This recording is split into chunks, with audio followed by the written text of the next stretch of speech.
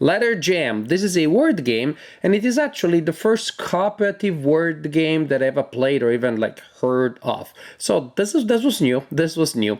It is a game in which every player has a certain word, and the length of the word will be agreed on by the players. The longer the word, the harder the game.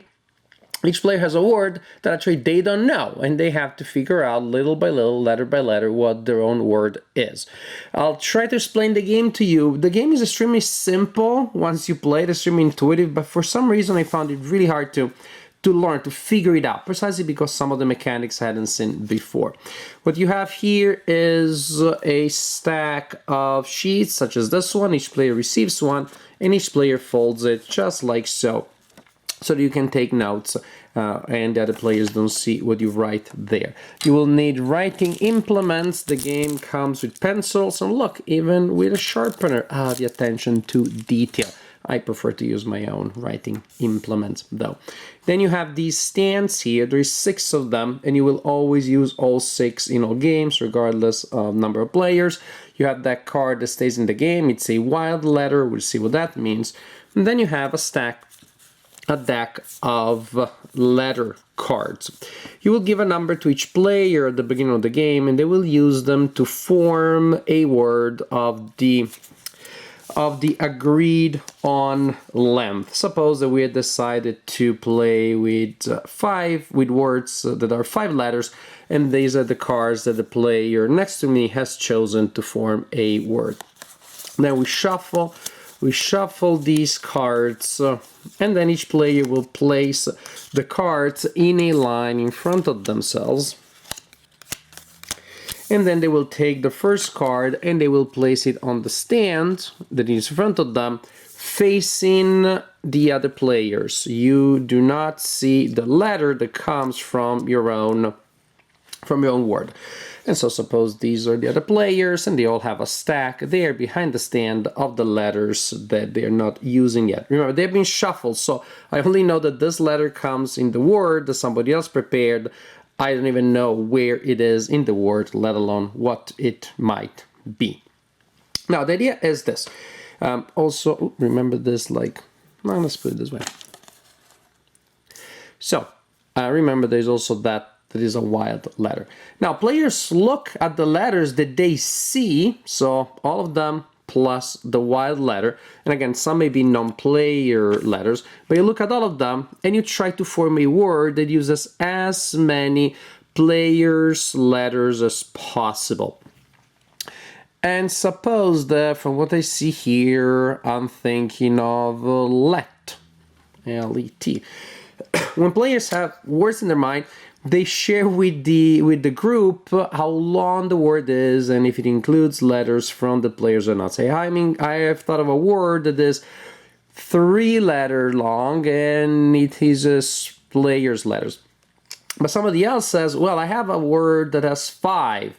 I'm like, ooh, that's interesting. Because of course, if I'm giving a word, I'm gonna give a word based on letters that I see, so I'm trying to help other people, but actually I will not learn anything about my own letter. When players use my own letter, then I can learn something about it. Suppose a player says, oh, I have a word that is 5 letters long, it uses letters from the players, and we all agree. Basically, players will decide which word they want to use. Now, of course, the player cannot say it out loud, otherwise I'll learn what the letter is. So we spell it using these numerical tokens.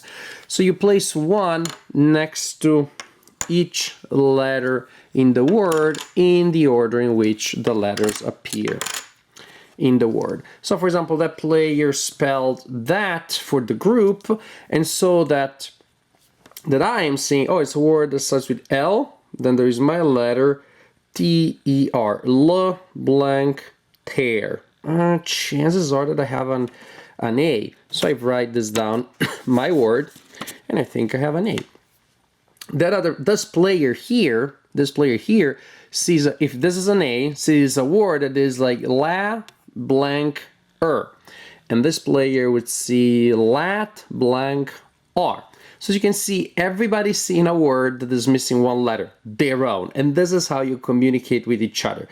Once you think you have your letter, and yes, I'll go and risk and say, yeah, this is an A. I don't look at it.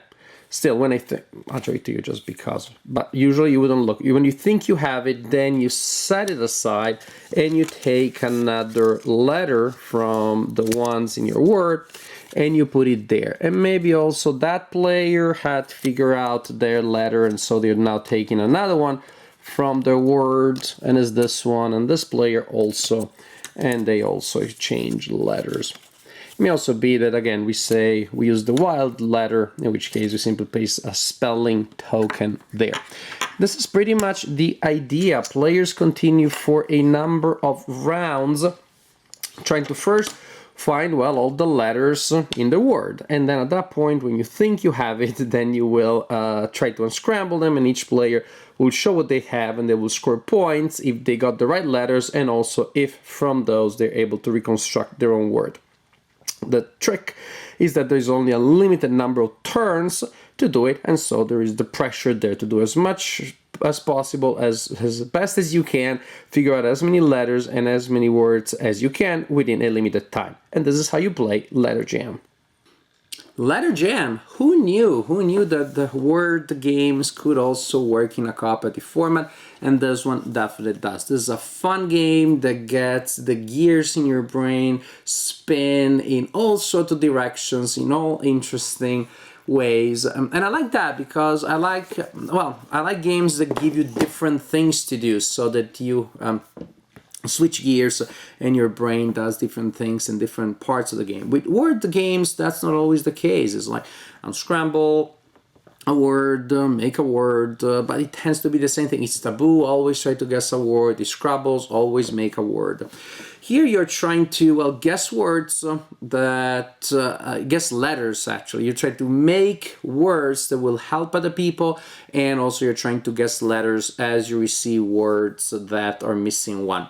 Now, when you do it, of course, when you receive a word that misses a letter, then it's all about how good your friends have been in setting it up, because they may have thought of a word that has a great collected a lot of letters, gave a lot of clues to a lot of people, but if you change a letter, that word is something else. Real life example, a friend gave me a word that was blank, that's a letter that I was trying to guess, blank, aided, and I thought faded as I was going through the alphabet alphabetically, and I didn't think of double checking the rest of the alphabet.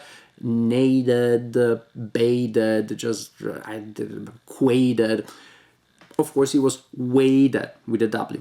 And so there is that. So Dylan, you should have maybe chosen another word. But that's part of the game, that's part of the fun, as you're trying to create a lot of words with as few ambiguities as possible. In fact, if the word is a little weird, it has some like weird elements in the spelling, then it helps avoiding ambiguities. So something not obvious, but really to me actually maybe 70% of the game is not just about making those words, but about avoiding ambiguities. Because if they give you a good word, then it's a blank there that is missing, and it's pretty obvious, it's pretty simple, unless for whatever short circuit in your brain, then you can't figure it out. So you have these two different things. You're trying to guess a letter and making a word, and there's a nice self-balancing mechanism there, because if you have the satisfaction of creating a great word that collected a lot of things, then you do not have the puzzle of figuring out the letter, because if you create the word that is accepted by the group, then it only includes the letters that you saw. You cannot guess your own letter. And there's another interesting self-regulating mechanism here, precisely because of this. We need everybody to know all of their words. That means that you cannot have the alpha player that always comes up with the best word, because then that alpha player will not be able to guess their own word, and the group still suffers. So sometimes you have the best word, and you know you have the best word, you have the great word, you have the greatest word, you have all the great words, and you shut up, and you very well you should, because, well, otherwise you don't guess your word. And so even players that maybe are not as good as you, they are struggling a little bit more, you will want to hear them, you will want to involve them in the game, not just because it's the right thing to do, but also because the game gives an incentive to do so, otherwise you lose the game. I like how the game involves everybody because everybody has to guess their word, and so everybody will have to give words. There are even other subtle ways in which by allowing players again to act together, meaning everybody offers a word at some point.